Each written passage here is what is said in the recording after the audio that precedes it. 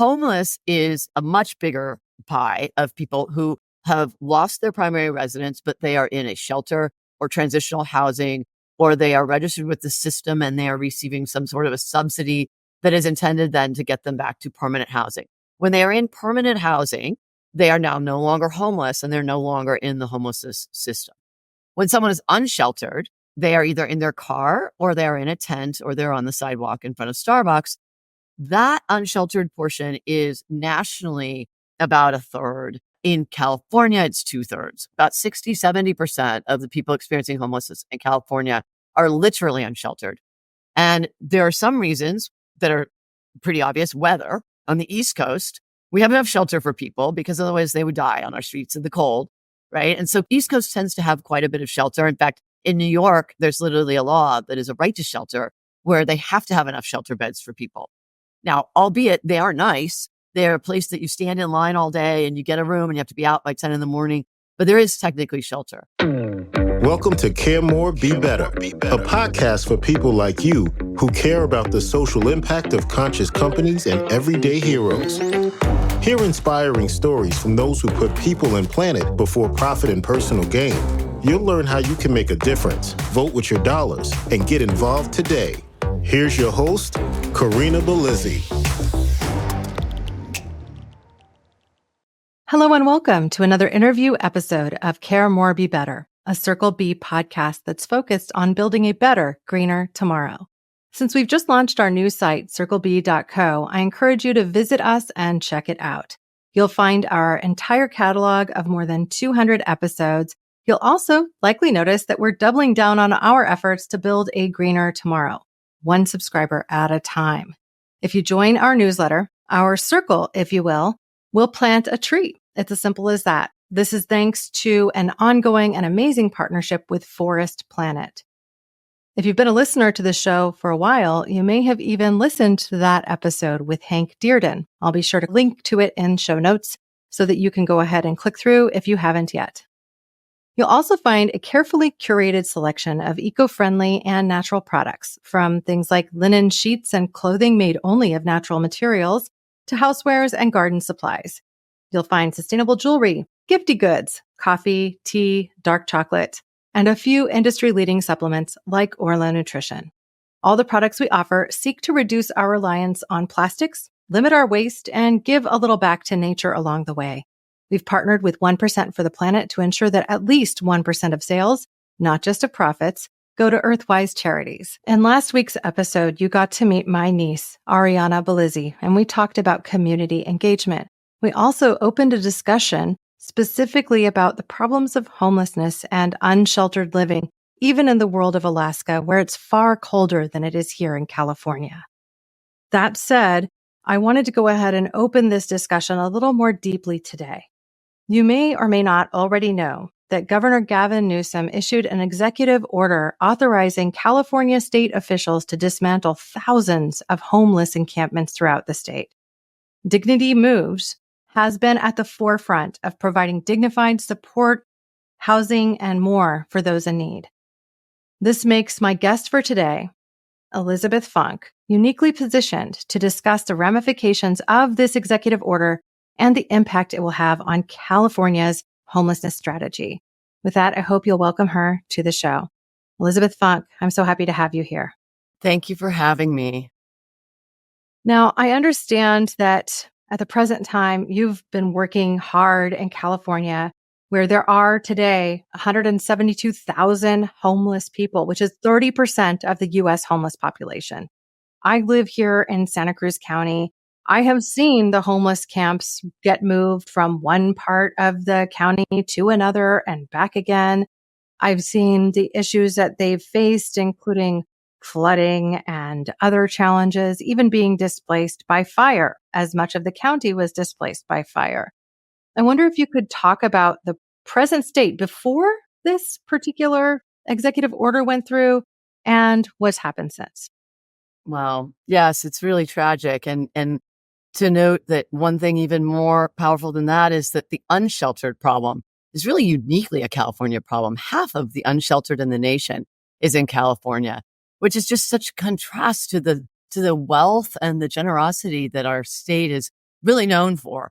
And so, I think it's very systemic, which is that it's been a long time coming, the housing supply and housing shortage. And the more expensive housing gets, the more people end up being priced out of their homes and priced out of their rents, and they end up being left to languish on the streets, largely because we don't have enough shelter for people.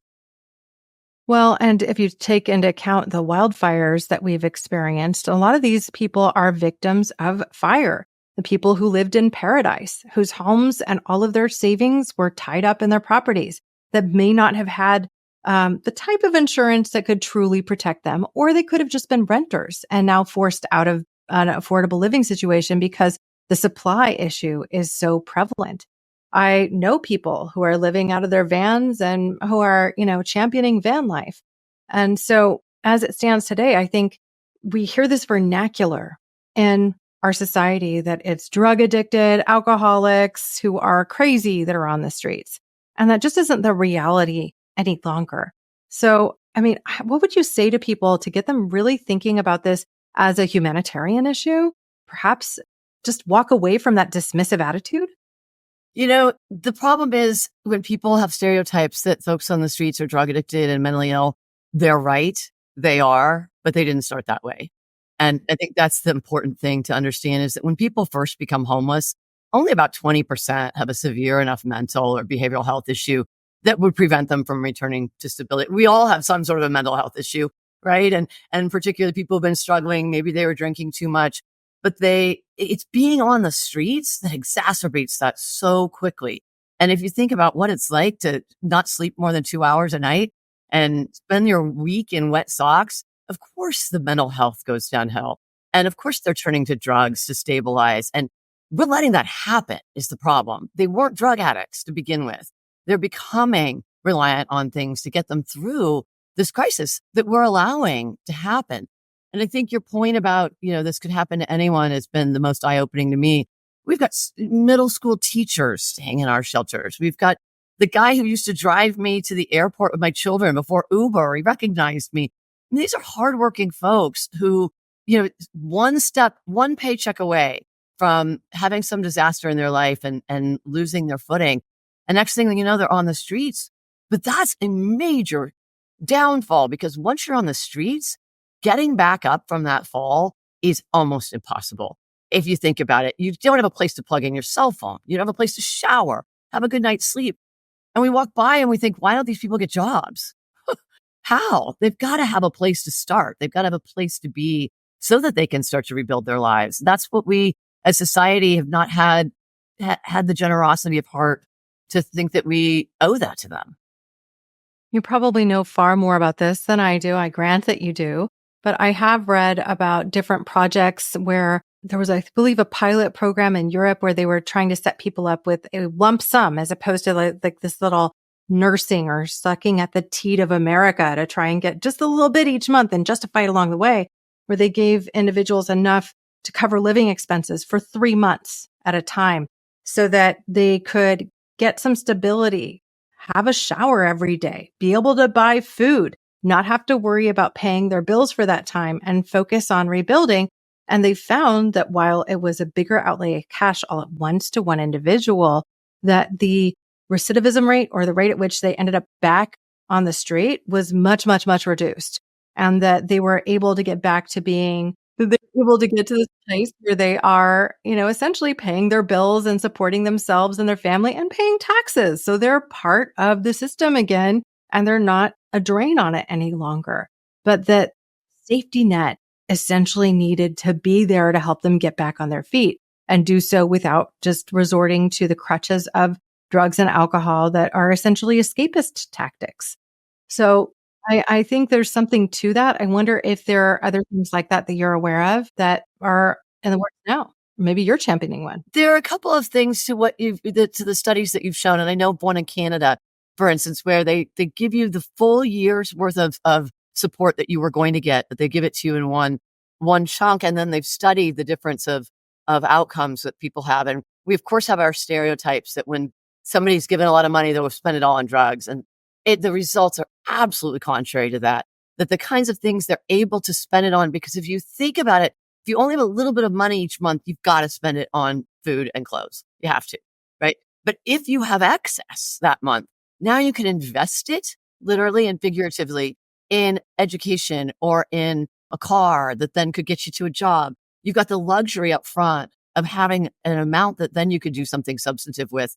And the other thing that we take for granted is the mental psyche of when you're in fight or flight mode, when you're in panic, then you can't be thinking about the systems change in your life. And we learn that in 8th grade science, right? That fight or flight mode. And so when you're on the streets, or even when you're just getting a small amount of money each month, you're still in crisis mode. And if you can get people's brains out of there, where they actually can take a deep breath and for a moment start thinking about their life goals, you've got to have that shift in the mentality and get them in a place where they can think that way before we can expect them to return to being contributing members of society. Yeah, it's hard for me not to get emotional as I hear people talk about this stuff because I have the ability to think about what it's like to live in those shoes, partially because I grew up pretty poor. I mean, I remember my mother crying over not being able to afford the right groceries. I remember complaining about not being able to have fresh milk in my cereal and having the powdered stuff that I had to reconstitute that I didn't like as much. And I just think back now to those moments and feel a little bit of guilt around it because I made my mom feel terrible for those things. Like it was a personal assault that she didn't have real milk in the fridge. You know what I mean? Because as kids, we don't really know. I mean, but it was hard. And there were moments where it felt like that was a breath away. If we didn't own our home, we would have been really screwed. And so that's just one of the problems that I think people in America who grow up with just a little bit more privilege, they don't really have a connection to that. Mm-hmm. And it's easier to think about it, therefore, as an outsider's problem. Yes. This is those types of people, as opposed to like really thinking about the import of just what it means to have a little dignity. And if the government DignityMoves, what a name, right? That's a good branding name. I'm sorry. As a brander, I'm like, applause. But when the government shows you that they have faith in you, that does something for your sense of worth. Yes. Yes. And I think when people end up in this dire situation where suddenly they're having a hard time putting food on the table, keeping a shelter over their heads, often it's a family too. It's not just like one individual that can do something for their mental state and for their ability to tackle the hard work of getting back on track. I have so much empathy for what it's like to be there. And I have to tell you, in the midst of COVID, we saw the homelessness boom, essentially, right? Like people living unsheltered. There was this section over by the Ross Dress for Less at the intersection of Highway 1 and Highway 17 in Santa Cruz County, where the tents just like really went up like gangbusters. They'd fenced in an area. And I had to drive by it to go to my grocery store, to drive into town, everything else. And I say had to because it was painful to see. It was like unavoidable. And one of the things that broke my heart every time is I saw like this larger tent with like a tricycle and some kids' toys right out in front of it. And for me, it's like, this is us staring at the hard, cold truth that, here's a family here. Yes. And sometimes they choose not to go to the shelter because they also have a family dog. Right. And the family dog can't come with them into the shelter. Where's it going to go? And it's their kids love it so much, Yes. And sometimes they can't all be, I see you getting emotional. I can't help it. The one that gets me the most emotional, because we do tell ourselves that these people deserve it. They're not worthy. They're bad. Anything we can do to tell ourselves that this is not our fault and to let ourselves off emotionally. But the one that gets me is the community college students, because I will tell you, nobody is trying harder in life than someone who's trying to get their way up. Community college students are heroes. 1 in 5 is homeless. 1 in 5 in California. That's a huge number. Those people, can you imagine trying to study out of your car? My son is upstairs studying for physics in his wonderful room with a heater and a blanket. But can you imagine? And I can. Yeah. People won't get ahead. And I have to tell you, I'm a dedicated, hard work or determined person. I don't like wet socks. I got to tell you, if I had wet socks on, all of my self-determination and all of my hard working would be focused on, I hate my wet socks. And so the reality is like, these are not lazy people. I mean, this, in fact, quite frankly, the folks who have been at the very bottom of society's wealth pyramid are the most resourceful. They have figured stuff out. They have gotten through so much stuff, but there is a point beyond which there's nothing they can do from a sidewalk. And the dogs and the pets and the things that are, they're men's shelters and women's shelters. So a couple can't be together, right? And I understand all of the reasons why, systems wise, and you get assigned to a shelter. What happened to choice, right? Like, so, we're really about trying to rethink what we don't even call it shelter. We call it interim housing. And because shelter has conjured such negative words, and there's not enough shelter anyway, but we need to rethink the solutions for people who are between the streets, and when they finally get their permanent home, there needs to be a launching pad. Right. Well, let's talk about how this all started, right? There was a case that made its way to the Supreme Court that started in Grants Pass, Oregon. This is something you didn't know because I didn't share it. I grew up in Rogue Valley. So Grants Pass is right there, right? Grants Pass was a lower economic region, largely blue collar. Really, this part of Southern Oregon used to be Lumbertown, USA. And when a lot of the lumber jobs went away, a lot of the jobs went away, a lot of the resources went away, right? Ashland, Oregon, and Medford are in that county too. And we used to have this stretch between Ashland and Medford where it was like Talent and Phoenix. That was where most of the homeless encampment or low rent property was. But that area has now been completely remodeled, reskinned. It looks beautiful. It's like, it's like Ashland 2.0 now. And that means that a lot of the poorer people are, further off in Grants Pass, Gold Hill, et cetera. And that's where a lot of the homelessness issue was then faced more by those communities than by the communities of Ashland and Medford, because now they're just further out. We've kicked the can down the road. Yep. This is the constant problem of how we deal with an unsheltered population. And so then the people of Grants Pass, Oregon, really had to confront this issue and made some pretty onerous fines and restrictions on these people. Fines, how are you going to pay them when you don't have a house over your, you don't have an address? Like, how are you actually going to take care of this stuff? And essentially criminalizing homelessness that then made its way to the Supreme Court. And the Supreme Court ruled in favor of Grants Pass, essentially, right? Yes. So now we're here, and then Gavin Newsom issues this executive order. Can you summarize for us what this means and what's being done today? Well, first of all, we need to have some empathy, which is that governments are put in a difficult position.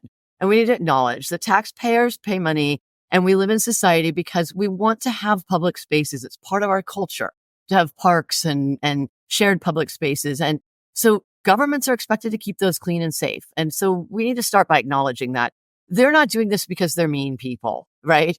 They're torn, and there are legitimate arguments on both sides, and they are conflicting goals. So I want to start by acknowledging that. And yet the reality is that if somebody is unsheltered, they're not there by choice. And we have let ourselves believe that they're there by choice. And if they were there by choice, then this would make sense, which is to punish them to get back out of their wayward ways.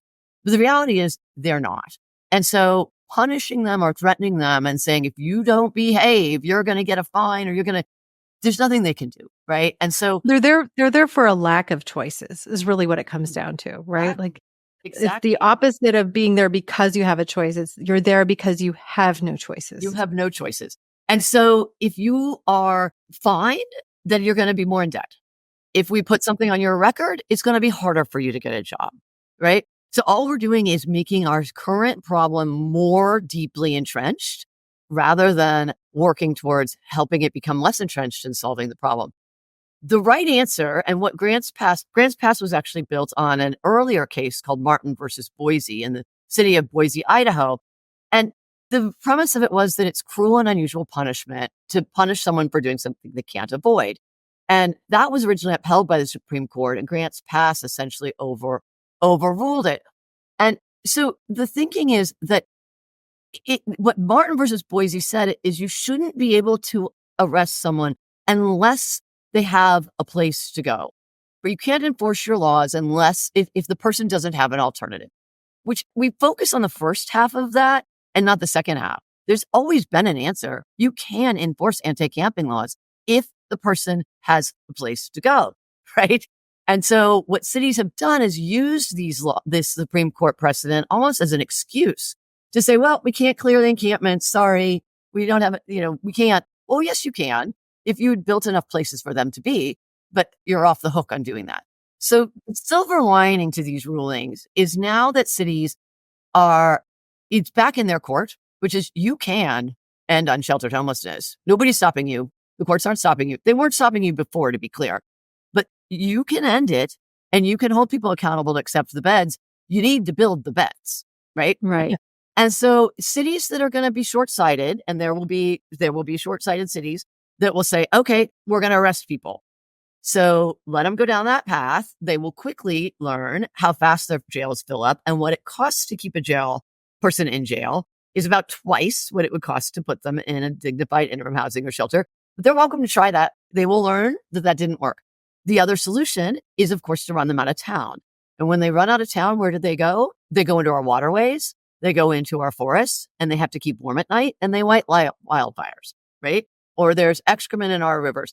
Our environmental degradation is there will always be a downstream effect that will be worse than just doing the right thing to begin with, which is to get them a place to go where they can be indoors. And it seems so straightforward, and you think, well, why is there so much resistance?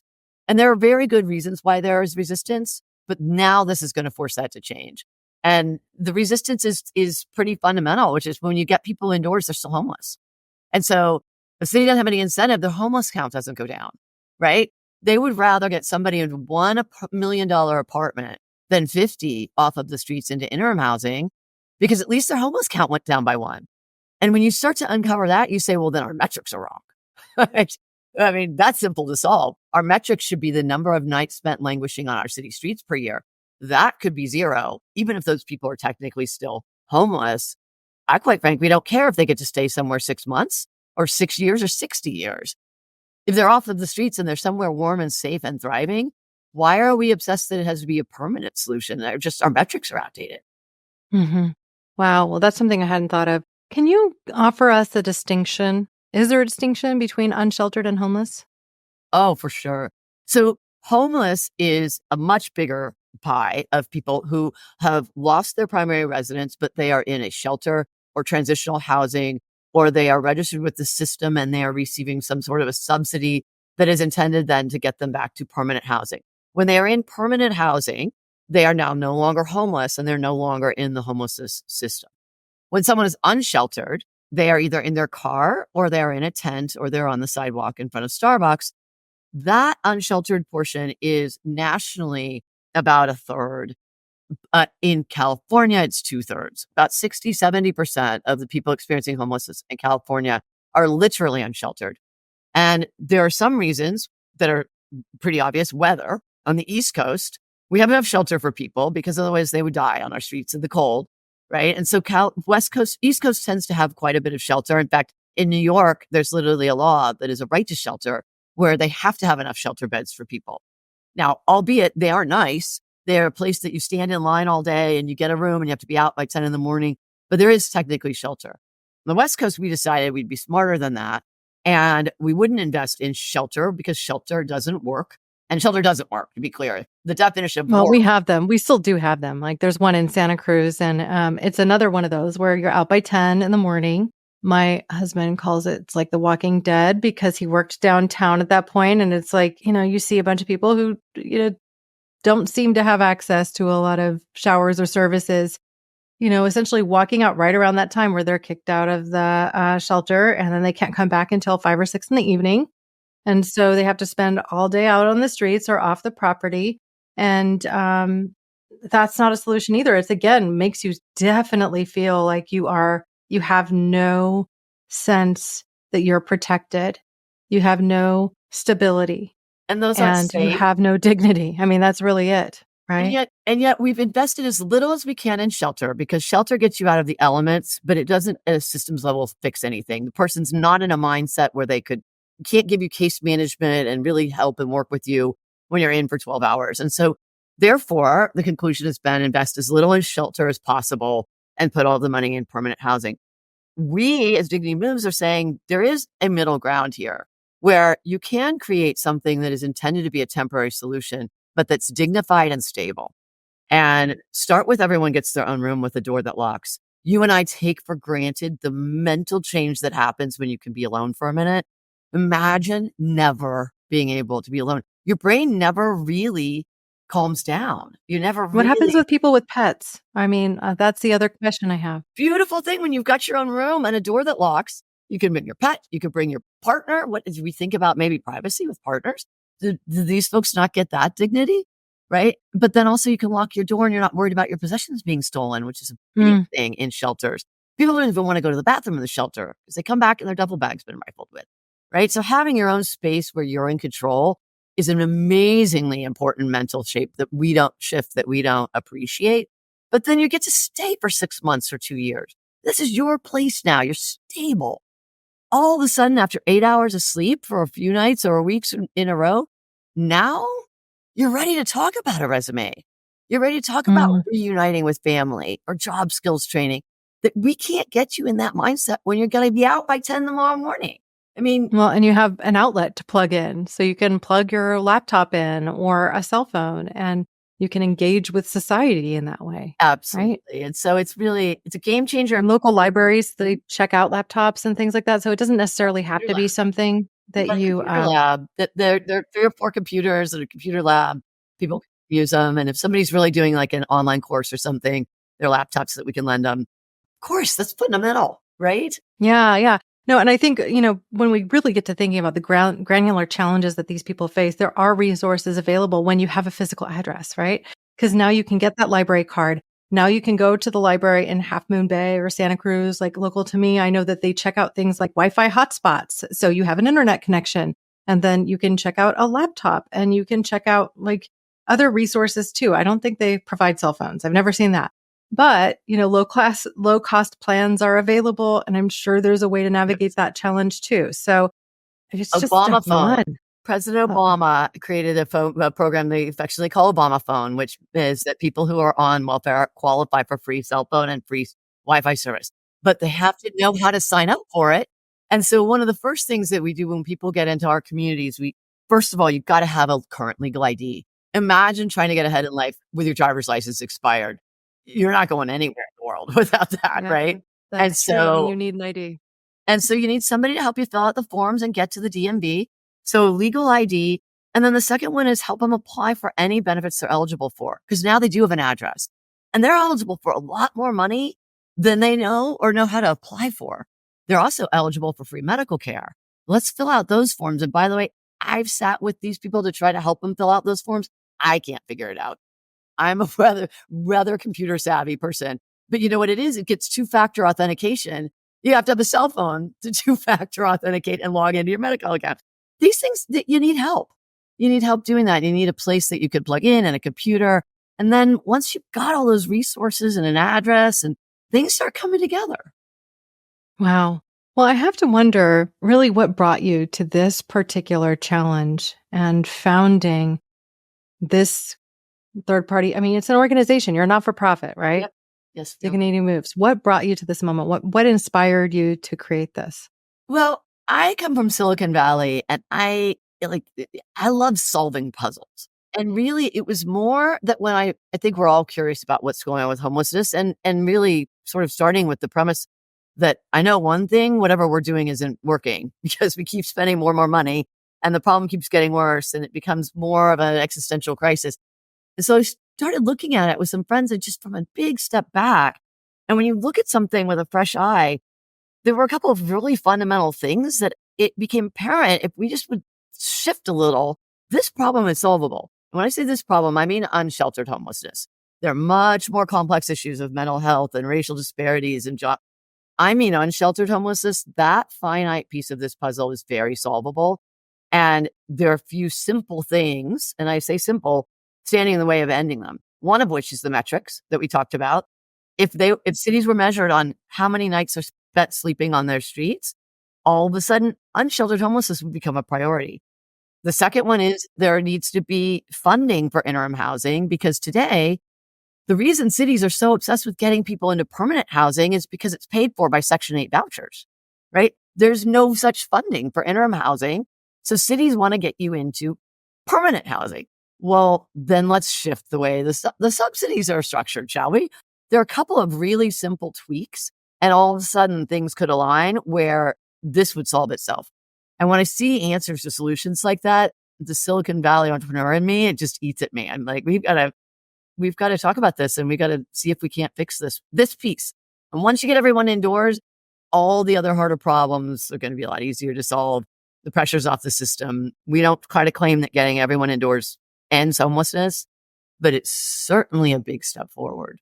Well, I have to say, living in California, and, I grew up in Silicon Valley. I moved from Oregon to Cupertino when I was 13, and then came to UC Santa Cruz for my college, and then never really wanted to leave the Santa Cruz area. So I'm still here. I'm in Scotts Valley now, but my husband works in high tech, and I got my MBA from Santa Clara University. You got yours from Harvard. So I know that you're a very bright individual who's had a long and storied career in tech and in Silicon Valley. Now you're transitioning those skills to be really applicable to this space. And I personally would love to see the solutions that you're proposing actually work, because I have to tell you that the last 4 or 5 years have made me feel like we are approaching more of like what you see in Jakarta, Indonesia, which is, these shanty towns right next to some of the most expensive buildings in all of the lands around there. And, when you see this disparity of wealth between the people living in Menlo Park and Atherton and all the beautiful spaces they have, or even venturing down into downtown Palo Alto, really close to Stanford, and then you see a homeless encampment right at the intersection of a freeway, or it's like encroaching to the point where the problem is unavoidable to see, and the solutions are not really as evident. Like the problem's only gotten worse over the last few years. So I understand Gavin Newsom doing this whole executive order thing. I don't understand how it's being executed now. And I don't understand how it's being enforced and what is actually changing. Sure. Well, so I am an optimist, and I am going to tell you, but I think it's not just starry-eyed optimism. It's going to get better fast. And I can tell you where that comes from, which is, first of all, as much as it's sort of policy wonk stuff, it's very fundamental, which is that there is a break in the system about to happen where we are no longer going to be saying the only valid use of taxpayer dollars is $800,000 apartments. As soon as we let go of that, which is the average in California, I know, it's so ridiculous. Like there's Section 8 housing going up near me on Mission Street in Santa Cruz.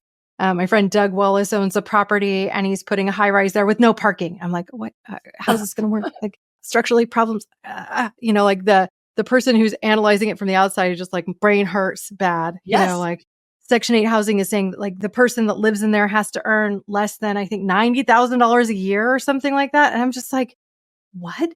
Like we have people on the streets who don't have any money like that. Like how is this considered affordable?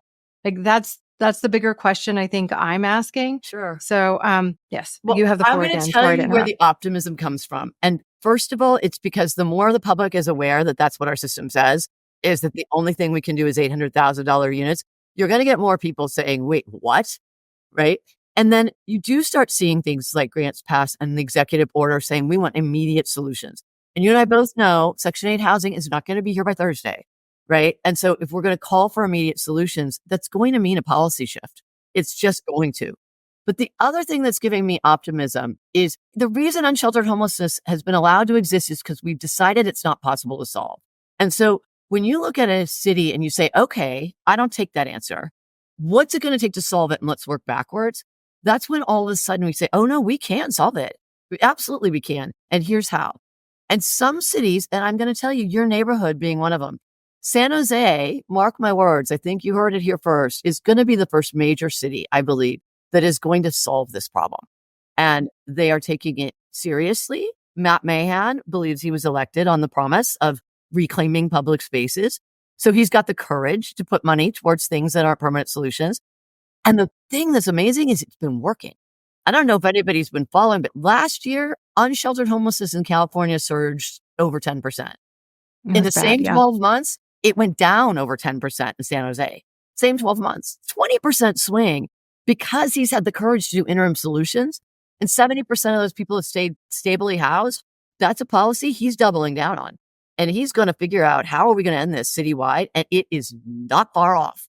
And as soon as you start doing that, think about the savings to the city. It's costing twice as much to let people languish on the streets than it does to bring them indoors. Well, and it's gotten to the point where a lot of parks are no longer safe because there's, like heroin needles sitting in the parks. And that's the unfortunate side effect of a lot of this too, is the problems are so connected. Like unhappy people who are forced to live in very poor conditions for a long time are looking for comfort and release. And a lot of these drugs that are so hyper addictive enable that. Enable a moment of release and relief and a moment calm, a moment where you aren't feeling like everything's frenetic.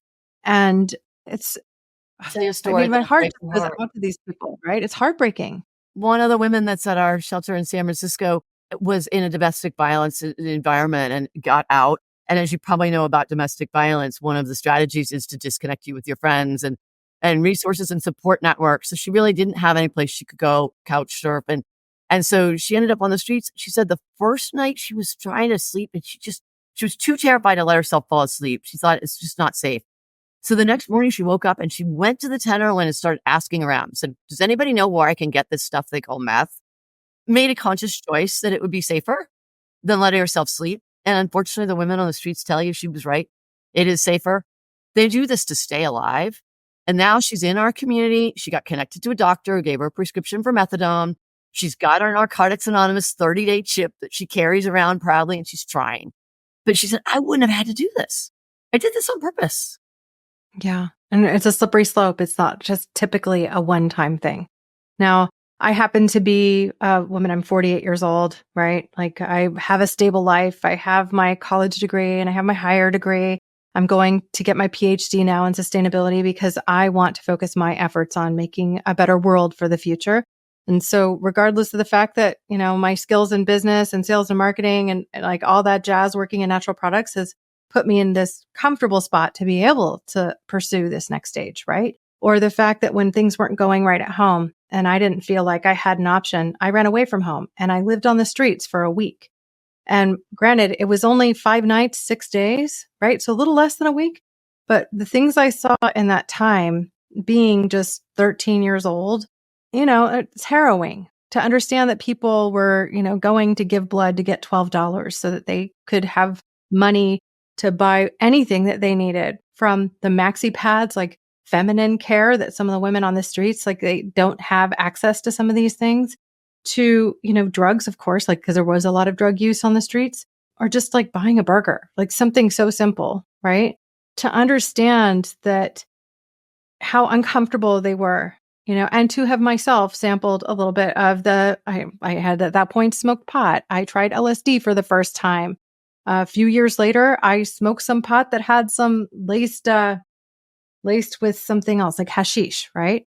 And to understand how these mind-altering drugs can affect you and comfort you in a way when you feel so out of control, to give you some sense of control, like some little iota, which is why I resonate so much with your particular case where you're saying this woman made a conscious choice to do this drug. I mean, I made a conscious choice as well because I was trying to escape the horror of my present situation. And granted, I've been able to escape that world, right? And it wasn't through lack of trying and effort, but it puts me in a position where I feel like I can understand it. I can see what it must be like. My empathy is on overdrive for these people. And so when I see my community start to see this swell in the homeless or unsheltered population, when I hear young people saying things like, well, I'm just, I can't afford rents, and so I'm just going to do the van life thing because the rents are too much money and I have to live with 4 people in this house and rent's still going to be like $1,000 a month. I'm like, my God, it's not that long ago where the total rent for 4 people would be $1,000. Right. And Yeah. and now it's like 4, 5, 6, for I'm just this is the reality of California. I don't think we're in a bubble either because costs are up everywhere. The thing is that you're talking about the escapism of the cold night or the whatever, but imagine also the desperation and the resignation of there's not going to be a way out of this. I'm here. You knew that you could go back home, right? So the desperation and feeling like there's no end wasn't really what you got to experience. But think about folks who just don't see any way out, and they're kind of right. There isn't, right? Unless things changed, that the drugs are a way to be resigned to fate, that once you've lost that, it's hard to get that back. That pride and that drive of I can do this and the determination, that's a very precious resource that we should not be squandering, because these people can be really valuable contributions to society. And I say these people loosely. I mean, your FedEx driver and they aren't these people. They're people they're people's grandmothers. They're everybody is somebody's something, right? Mhm. And we discount them too quickly as a lump of worthless. We treat them like rodents, right? We gotta, that is letting ourselves emotionally off the hook in an absolutely unfair way. Yeah, I agree with you. Wow. Well, I feel like we could keep going on talking about this for hours, frankly. I just want to say how much I appreciate the work that you're doing. And I'm going to keep tabs personally on how this is being enforced in my local community. I had heard that there's another move planned. I'm not sure what that means at the present time, but I'll come back and update my audience on what I learn about what's being tackled here and how it's working and how it's perhaps not working in some cases, or I'm just hoping it's not more of this kicking the can down the road. We've heard about things like people buying bus tickets in Berkeley or Oakland and sending them to Santa Cruz is just an example, but I think some of that is myth. So some of it is, but here's the thing. And I don't want, when we hear about encampments being cleared, we shouldn't jump to conclusions it's a bad thing, because cities that are doing it right, in Matt Mahan in San Jose, for instance, I'm thrilled when he's clearing an encampment because I know that means he's going out and offering them an alternative. And Mhm. most inhumane thing is to not clear the encampment, is to not offer them a place to be instead. Swooping them down the street is different. There's a difference between criminalizing and holding people accountable to just accept something you're offering, right? And that's what the encampment sweeps are my dream. I hope we have the luxury of clearing all encampments over the face of the earth. But the way to end encampments is to end the need for encampments. Mhm. Yeah. I just don't want to see us go from one tent city to another tent That's city. not ending encampments. That's moving an encampment. Exactly. That's Just moving. And that's what we've been doing in my area. Like it's been moving it from one spot to another. Then the community around this particular spot gets too up in arms and it gets moved to another section. So it's just, I think the one benefit of doing that is that the site gets cleaned up because there's, a lot of garbage and things like that needs to be managed. And so when the move has happened, at least it's like they've got a fresh camp, so to speak. But the programs that we're initiating, like enabling people to have lockers that can check out bike lockers and things like that too, because bicycle theft is such an issue for us in Santa Cruz County. All of those things are being offered as services to help people get a little bit more control of their lives. But the major problems have been like not being able to keep families together and not being able to keep people with their pets. Like sometimes they have a cat or a dog with them. And, this is love. Like they love this animal. If the animal is given up, where do they end up? And that could be the thing that's tethering them to this life in a way. Sure. And so Here's the thing is that all the things you've just described cost so much. Those encampment sweep, it's so expensive. And yet putting people indoors is the least expensive solution. But the problem is the wrong pocket, because Department of Public Works and the street cleaning team aren't responsible. But if we could go one level up and say the city overall is going to save it costs half as much money, we're going to have to reallocate from encampment sweeps to proper, toilets instead. And a little bit of reallocation, and we'd save ourselves a lot of money and finally get over the humanitarian crisis that we're just trying to ignore and shift blame and sweep it to be somebody else's problem. And it's not going to go away unless we solve it. yeah, well, I love what you're doing. And I'd like to have a conversation at some point offline to see how I might support your efforts outside of putting this podcast episode into the world. Thank you so much for joining me today. I'd like to offer you at this point the floor if you have any closing thoughts you'd like to offer, or if there's a question I haven't asked that you'd like to ask and answer yourself, you're free to do so. Well, what DignityMoves does is build interim housing, and we get tons of pushback and, a lot of negative energy in the air around homeless shelters. And so the message I have is this problem is solvable. Let's start with that, and then let's start working towards doing so. And don't resist having one in your neighborhood. Those people are already in your neighborhood. Let's treat them with respect and get them indoors. And we need the public to be saying, I want a shelter. That Walgreens that closed down, let's use that parking lot for the next 5 years. I've got a horse farm that we're not using. If everybody raises their hand and contributes something rather than complaining, we can solve this problem. It's not a Herculean effort. It's a change of mind. Oh, I love that. Thank you again so much for joining me today, Elizabeth. I appreciate you, the work you do, and look forward to hearing more about Dignity Moves and the things you're able to accomplish over the next year or so. Thank you. Thank you for having me. My pleasure. I think you can all see that I am perhaps a little more closely connected to this problem, at least from an emotional position, than you might have known before. I've shared moments of my past that I didn't expect to today. So I hope that this helps you to see this problem a little bit differently. The reality is that anybody can end up unsheltered. Anybody can end up on the streets. And really, if we start to look at it as less of an alienating problem and something that is more of a community problem, then I think that we can work to solve this together. Now, I want to remind everyone that you can, of course, visit our new website, circleb.co. That is the site that now hosts Care More Be Better. And when you sign up for our newsletter, we will plant a tree with Forest Planet. This is also now a purchasing site where you can find potentially some products that we've talked about on this show from really cause-oriented companies, and also just offering solutions that are a little greener and which are not doing things like introducing excess plastic into the world. I hope that you'll give me that vote of confidence with your email address. We don't over email. You'll probably just get 1 or 2 emails a week telling you about features on this podcast, people that we're having on, like Elizabeth Funk, as well as potentially a promotion or 2. Thank you, listeners and watchers, now and always, for being a part of this pod and this community, because together we really can do so much more. We can care more, we can be better, we can support the journey of unsheltered people and build a society that really has at its core a sense of equanimity. Thank you. Thanks for listening to Care More, Be Better, a podcast for social good. To make sure you never miss an episode, subscribe, rate, and review wherever you listen to podcasts, and share with your friends to help us reach more people and spread more social good.